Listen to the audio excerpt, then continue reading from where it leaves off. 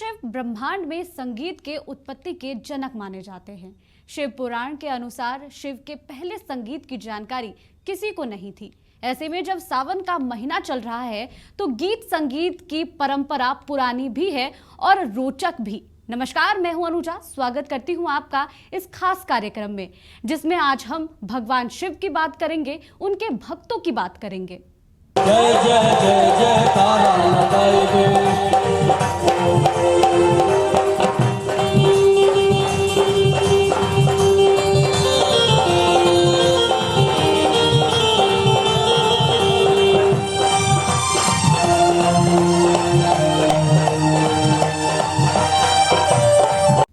आज हम आपको ले चलते हैं देवघर, और जब देवघर की बात हो रही हो तो यहाँ पर गीत संगीत का जबरदस्त माहौल पूरे महीने देखा जाता है।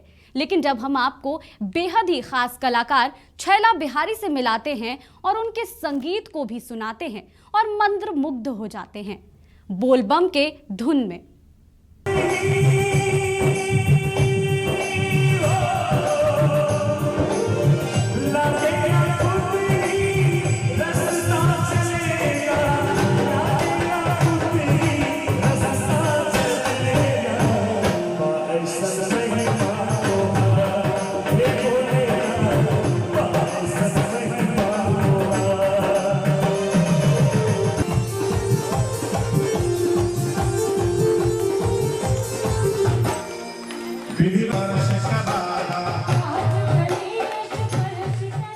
हमारा तो सब दिन सांस्कृतिक कार्यक्रम या भजन संध्या का कार्यक्रम चलता है।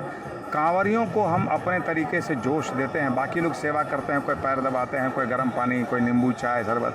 हम स्वर लहरी से लोगों को जोश में लाते हैं, लोगों में उन्माद भरते हैं ताकि वो शिव की नगरी में अच्छे से जाएं, जलार्पण करें। नंदी बम सेवा का कांवर यात्रा का रजत जयंती वर्ष का महोत्सव मनाया जा रहा है। आज सभी नंदी बम सेवा के जितने भी सहयोगीगण हैं, सब लोग बहुत उत्साहपूर्वक अपनी इस उत्सव को सेलिब्रेट कर रहे हैं और सभी कांवरिया बम से एक ही निवेदन कर रहे हैं कि नशाखोरी और गंदो गीत से बना लो दूरी, तभी बाबा बैजनाथ करेंगे आपकी मनोकामना पूरी। बोल बम बोल बम।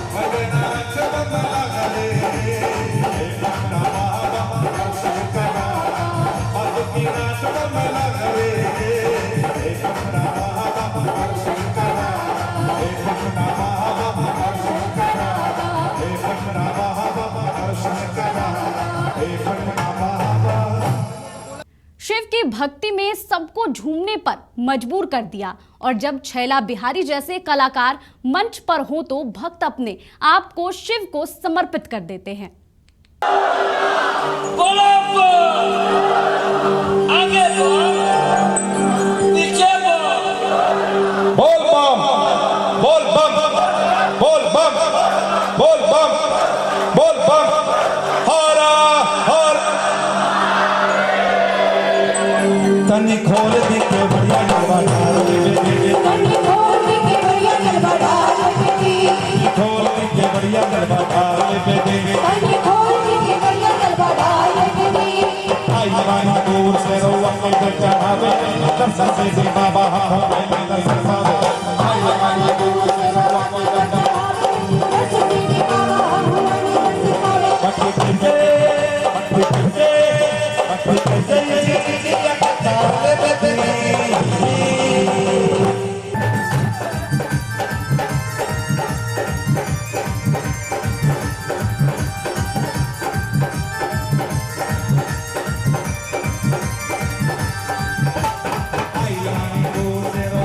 चढ़ा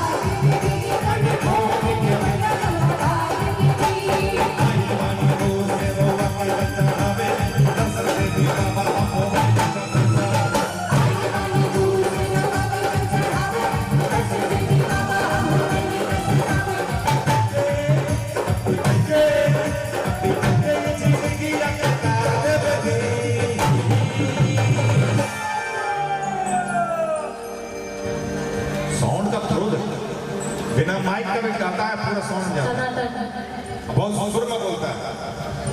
भक्ति कई जिंदगी आके तार ले दी, तनी खोल दी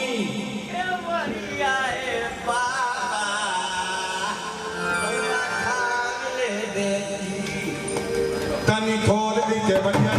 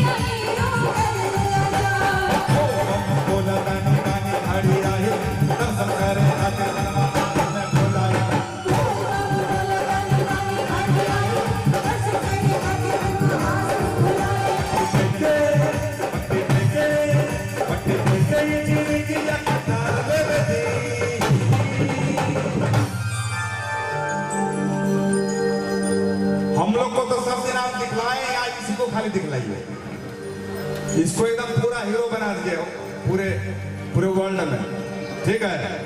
एक बात कर लेते हैं, भैया के आशीर्वाद से हम कभी हीरो नहीं बनते। भक्ति के कई जिंदगी आके तार तनी खोल दी के बड़ी आई बाबा, तनी खोल दी के बढ़िया जवाना तेरे बानी लो हमरो के निहार ले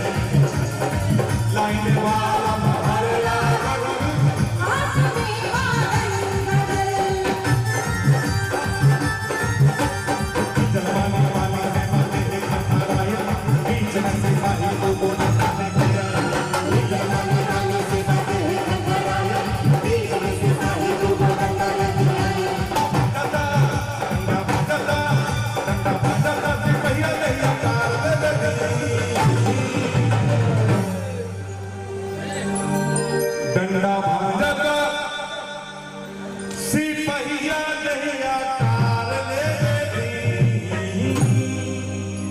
तनी खोल दी के बड़ी आई बाबा।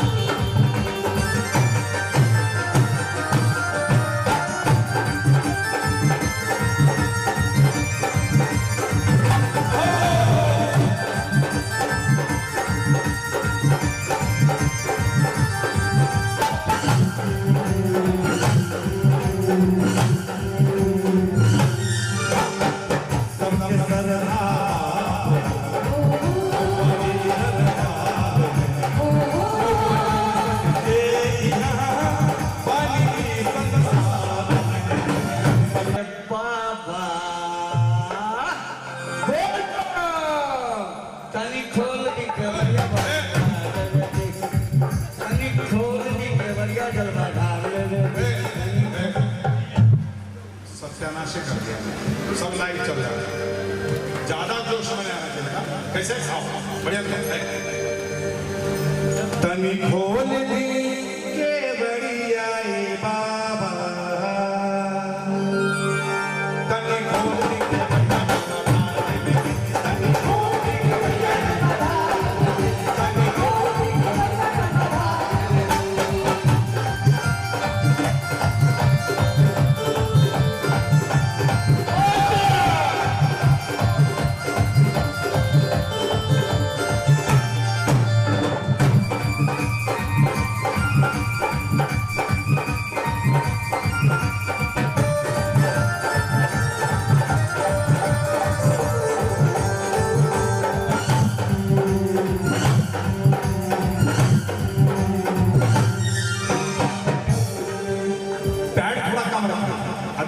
फोक सॉन्ग है, ढोलक तबला है ना, पैड को कम रखिए, ठीक है। अर्ज भी लेके सुन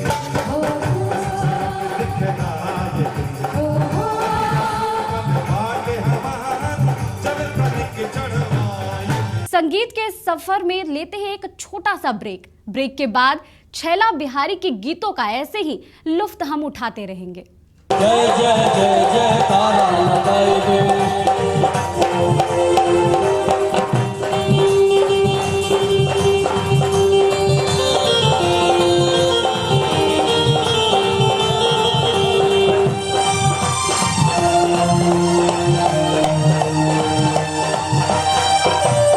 जय जय जय जय तारा लगाएंगे।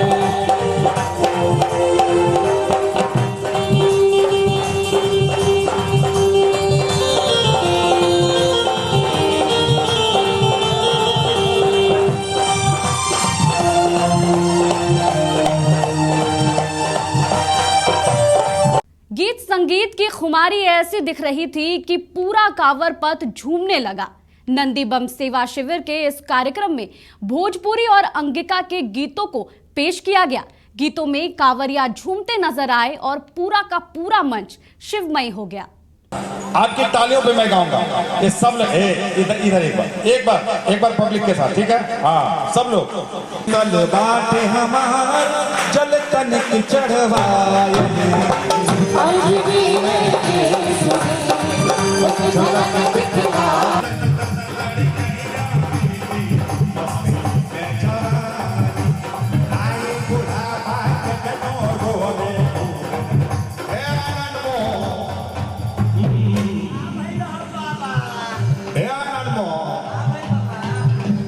खेलत कूदत लड़ी कहिया दीदी मस्ती आई बूढ़ा भागत नो रोबे दूर न होई बरसारी, दूर न होई बरसारी, दूर न होई बरसारी। छोड़ रे मरैया ते माया न करियो, छोड़ रे मरैया ते माया न करियो, छोड़ रे मरैया ते माया न करियो। भक्ति तोहरा का चल के दिखाई दे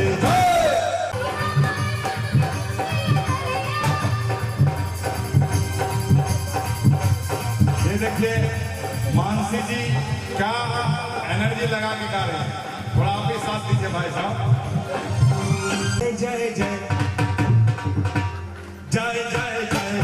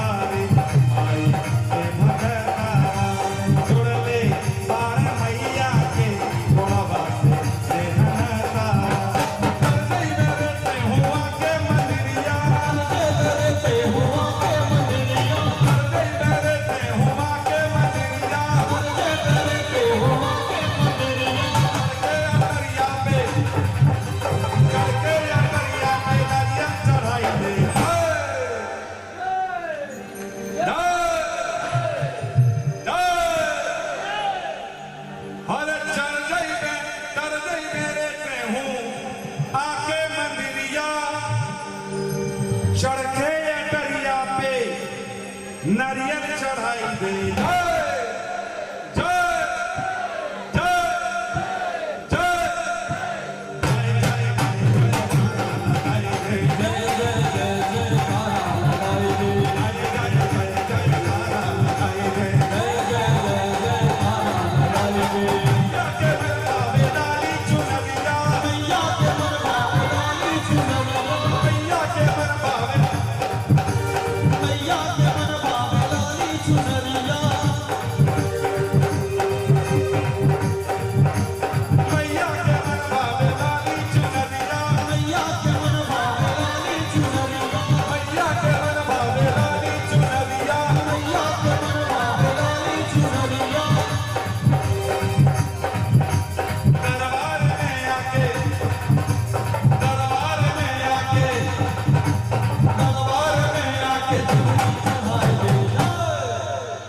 दरबार में आके चुनरी चढ़ाई दे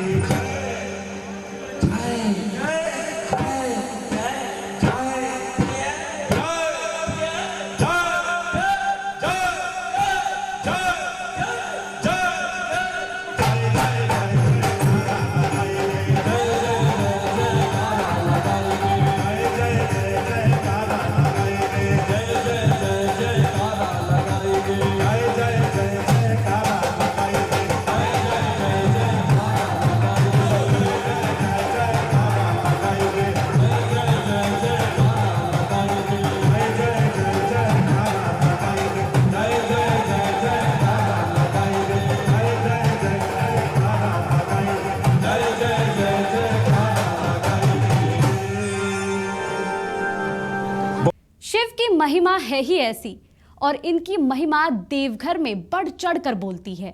नंदी बम के इस कार्यक्रम में छैला बिहारी के साथ कुछ साथी कलाकारों ने भी जमकर रंग जमाया।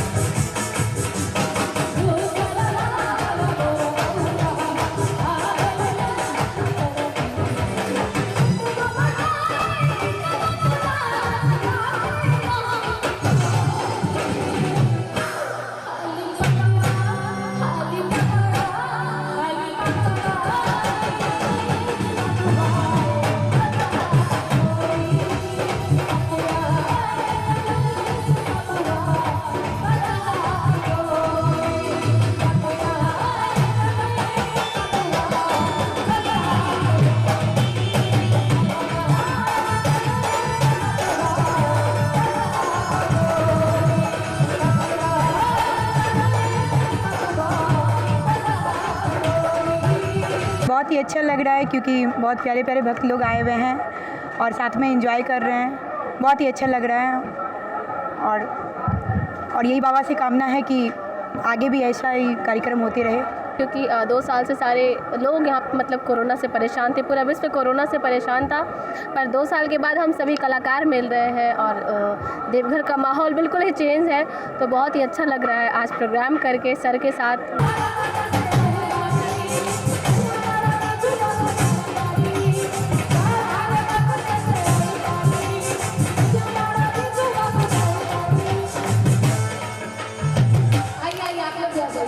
और भी दूसरे लोग घूमना चाहते हैं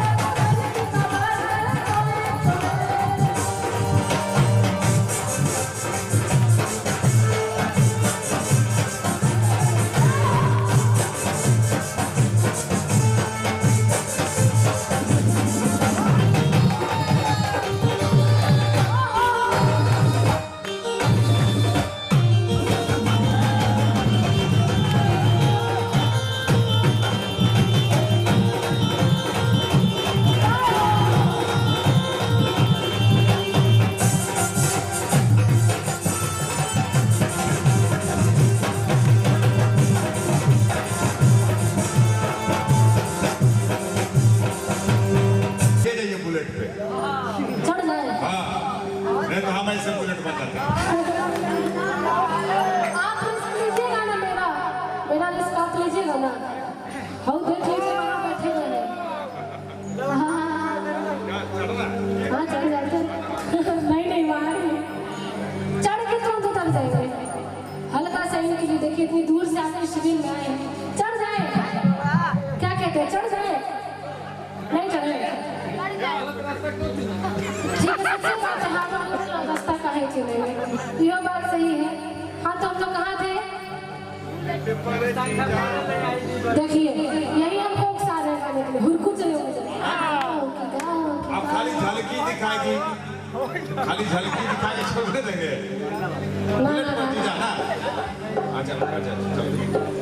ना बाबा लंबी कलर तो यही कबाड़ के मारेंगे।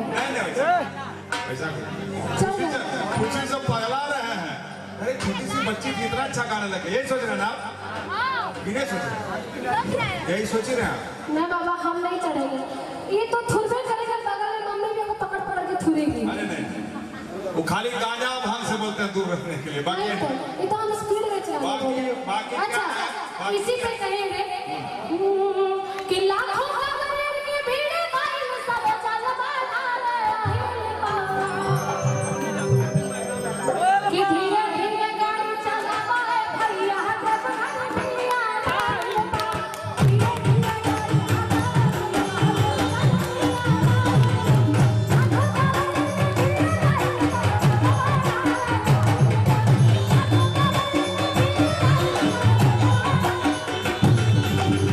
कि धीरे धीरे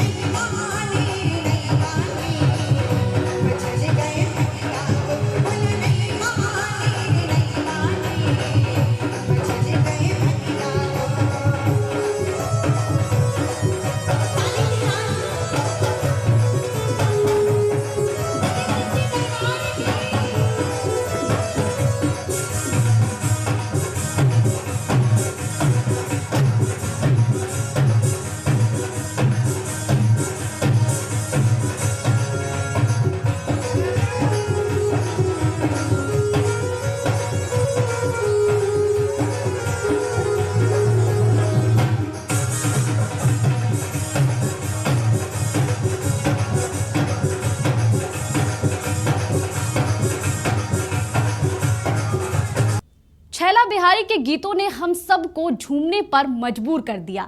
मुझे उम्मीद है कि सावन के इस महीने में संगीत इसी तरह बरसता रहेगा। ओम नमः शिवाय। जय जय जय जय तारा लगाए